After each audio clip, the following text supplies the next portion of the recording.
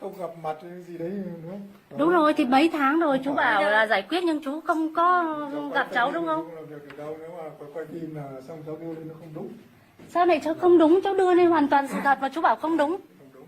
Tại sao không đúng? Thế bây giờ chú trả lời cho cháu thì bây giờ chú lấy hết đất hết nhà của cháu.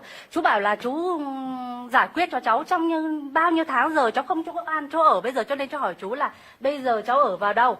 Bây giờ chỗ ăn chỗ ở cháu chú lo cho cháu.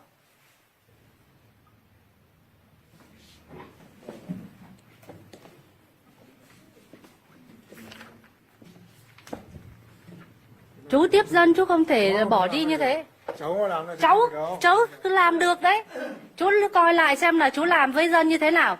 Lấy hết đất hết nhà của dân rồi là trốn dân như thế này mà được à? Ban tiếp công dân của Không, tôi không tiếp với các anh vì các anh không liên quan đến tôi. Tôi phải cái đích thân chủ tịch tiếp tôi. ban tiếp công dân của huyện cử ra để là tiếp công dân. Không, tôi không tiếp chuyện với các anh, tôi tiếp chuyện với chủ tịch. Tôi hôm nay nên phải nói rõ ràng với chủ tịch tại sao lấy hết nhà hết đất của tôi mà không nói cho ăn cho ở cho tôi. Còn chú bảo chú là chú không được ra điện thoại của cháu. Chú làm như thế là chú phá hoại tài sản công dân. Bây giờ ban tiếp Cháu công dân có sẽ quyền làm được việc. quay mà. Chú trả lời cho cháu tại sao là chú làm như thế. Ép người hay không? Tại sao mà cán bộ này ép dân vào đường cùng cực để khiến dân phải bức xúc đến nỗi như thế này. Em các đồng chí vào trong đây để ban tiếp công dân sẽ tiếp các đồng chí. Bây giờ lấy hết đất của tôi còn lại 27 mét vuông thì cũng không cho tôi làm nhà lên thế vậy. Thì tôi trồng cây cũng không cho tôi trồng cây. Mà tôi làm nhà cũng không cho tôi làm. Các anh đừng cản tôi không nói chuyện với các anh, tôi nói chuyện với chủ tịch. Chủ tịch không thể trốn tôi như thế được. Chủ tịch trả lời rõ ràng cho tôi. Còn bây giờ cái ban đâu rồi? Mày ra mày nói chuyện, chú bảo mày vào nhà giam ở, mày vào nhà giam ở nhanh. Chú phá nhà cháu bao nhiêu tháng rồi mà chú bảo hẹn lo cho ăn chỗ ở cho ba mẹ con cháu.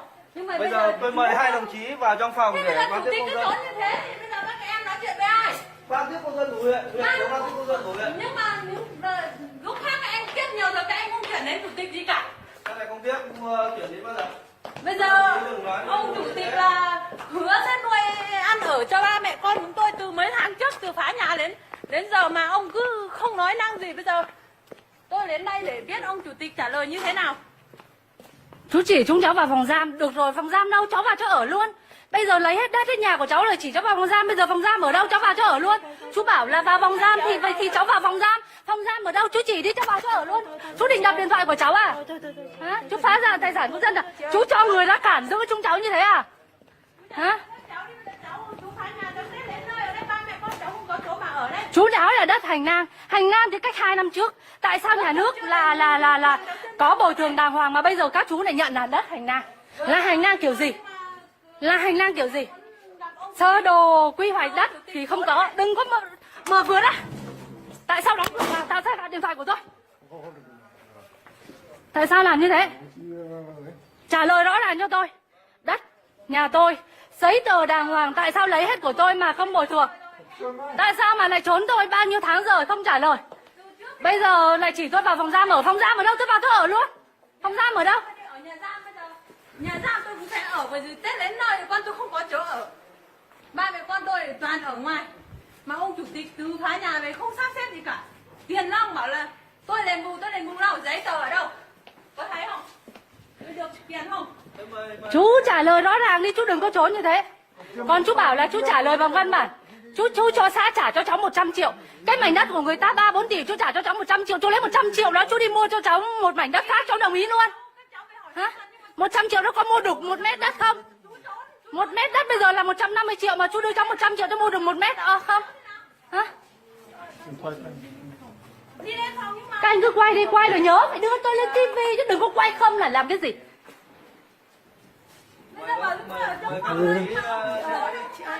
Đừng có nói chuyện với chị. Các em lên là nói chuyện với chủ tịch của các em đây này.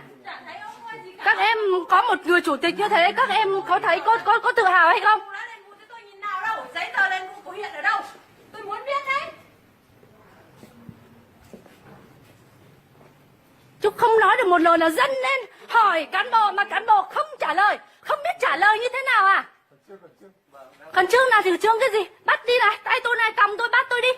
Hả? Lấy hết nhà hết đất của tôi, bây giờ tôi chẳng có chỗ ở, bắt tôi nhốt tôi cũng được, tôi có chỗ ở là được rồi, nuôi tôi ăn là được rồi. Bắt tôi đi này. Cái gì đấy em ơi? Cái gì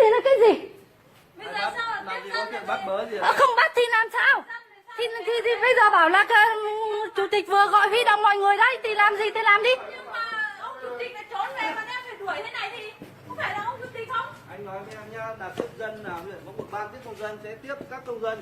Sau đấy là Từ sẽ ngày báo trước cáo. đến giờ. Đâu? Mấy tháng giờ rồi, tôi đợi mấy tháng giờ rồi chủ tịch không tiếp tôi. Bây giờ tôi lên thì lại trốn chú nổi chạy như kiểu chạy giặc thế này thì là chủ tịch kiểu gì? Mà tôi chỉ hỏi dân nên hỏi cán bộ mà cán bộ không trả lời dân. Một câu cũng không mở mồm, nó đóng cửa sầm vào để trốn là thế nào? Một câu cũng không trả lời dân. Hả? Thế bây giờ tôi hỏi các anh ở đây, tất cả các anh ở đây, Đi vào phòng tiếp dân. đất của nhà các anh bị phá hết, bị lấy hết. Còn này 27 mét vuông tôi làm nhà cũng không cho làm, tôi trồng cây cũng không cho tôi trồng. Thế là như thế nào mà đền bù thì bảo là đền bù có 100 triệu. 100 triệu có đủ để cho tôi mua 1 mét đất không? Chú nên nhớ là đất của cháu, chỗ đó là 150 triệu 1 mét. Mà 100 triệu chú mua cho cháu đi. Chú mua được một suất đất như thế cháu đồng ý luôn. Còn chưa kể cái tiền làm nhà. Chú bảo cái nhà của cháu chú đền cho cháu mấy triệu. Cái nhà của người ta gần 200 triệu chú đền cho người ta mấy triệu.